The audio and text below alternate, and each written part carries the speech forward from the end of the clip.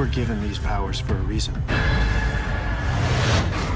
As you focus, you're gonna learn to control them. Okay, so Alex, it's kind of your first movie with a lot of visual effects. How was the shooting? It was amazing. It was, even though there's a lot of effects and visual effects and, a lot of imagination having to be used, DJ creates these amazing sets where everything kind of comes to life and you really are running for your life, and there really is kind of something following you behind, smashing walls, and yeah, it's very cool. And have you signed up for a sequel already, or? Why should I? Have you signed for a sequel? And I said, why should I? I don't know. Maybe. Okay.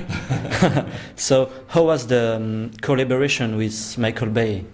The collaboration was fine. Michael was making Transformers 3 while we were shooting ours, so we were both shooting, but in post-production he was very helpful. He was really helpful in visual effects. For Michael Bay are second nature, and so whenever I had a question or a problem with a shot, I can send it over to him and he'd look at it and give me a good opinion. So in post-production it was incredibly helpful. It was a good collaboration.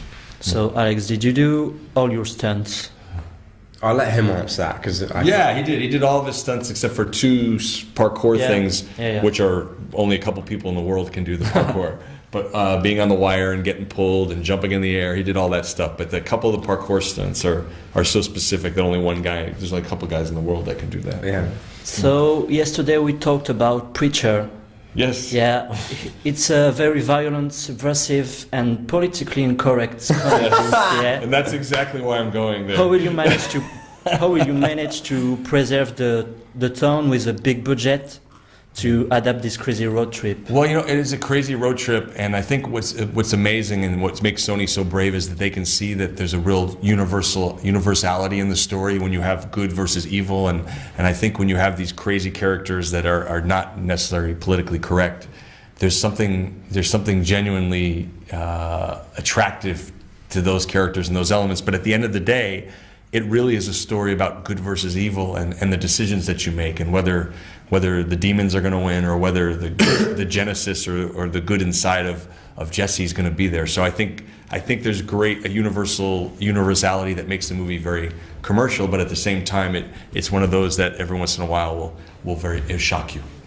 So, do you have any ideas of the cast for Tess, Tulip, and Cassidy? I have a couple ideas, but I'm not really quite there yet. I want to get the script in really good shape and then start to put together. But I will say that for any movie I've ever done, I've never gotten more phone calls or texts or things from actors. Can you spoil us a little? Any names? Can I spoil you a little? Well, I mean, an actor I love very much and I've had a conversation with is Chris Pine. For Jesse. Shia LaBeouf loves Arseface. He wants to play Arseface, so we're kind of working that. And Tulip, and this guy right here, he's thinking, he's really thinking that the Saint of Killers is a really good role, even though he hasn't read it yet, but he will. We'll see. But I really am excited by all the possibilities I have, because I think the roles are so different that everyone would want to be in the movie. Hopefully. Are you a fan of the comic, both of you? Of a Preacher? Oh yeah, no, definitely. I guess I read Preacher many years ago, back when it was coming out, and then as it sort of got incarnation, then Sam Mendes was going to direct it, and then when Sam went off to do the James Bond, the opportunity came up again, and so I inquired, and Neil Moritz, who's producing it, I went to Neil and hooked up. But I think the possibilities are great. But I'm a huge fan of the comic. It is a lot of story to put into one movie, and so that's really the challenge, and John August, who's a great screenwriter, is doing a very good job.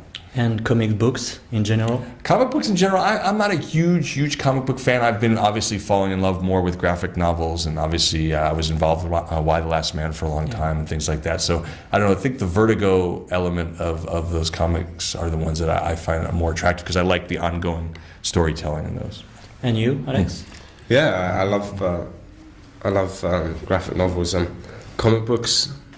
Yeah, I mean, I'm not a comic book geek. I mean, I love Batman and I love Spider-Man, but because you're like a superhero in number 4. Yes, I'm kind of like a superhero. Yeah. Not really, but kind of. In the real life, yeah. I never get my suit. That's right. And do you want to play a superhero after that?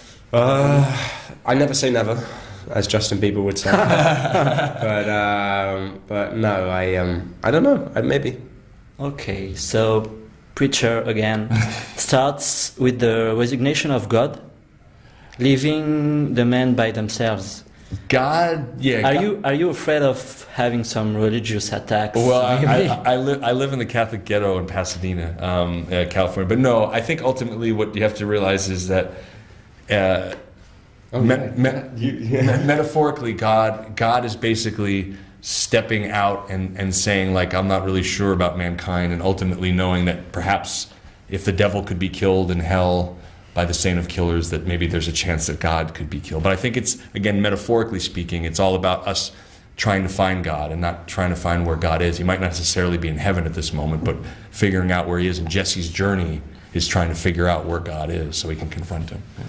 So about number 4, I heard that the second book focused on number 7. 6. 6, sorry. Sorry.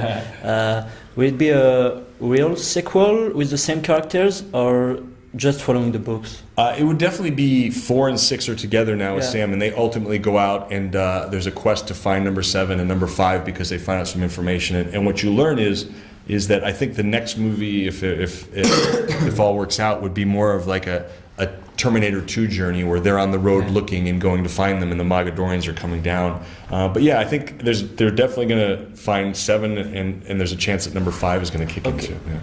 That's it. That's the end. Oh, 20 seconds. You can throw one more question. Go on, one more. Come on. I don't have I'll do a one. quick answer. Okay, what's next for both of you? Preacher. I don't know. Hunger Games, I heard a lot. Jennifer Lawrence in Hunger I don't know anything about Hunger Games. No. Okay. Thank you, buddy. Thank you.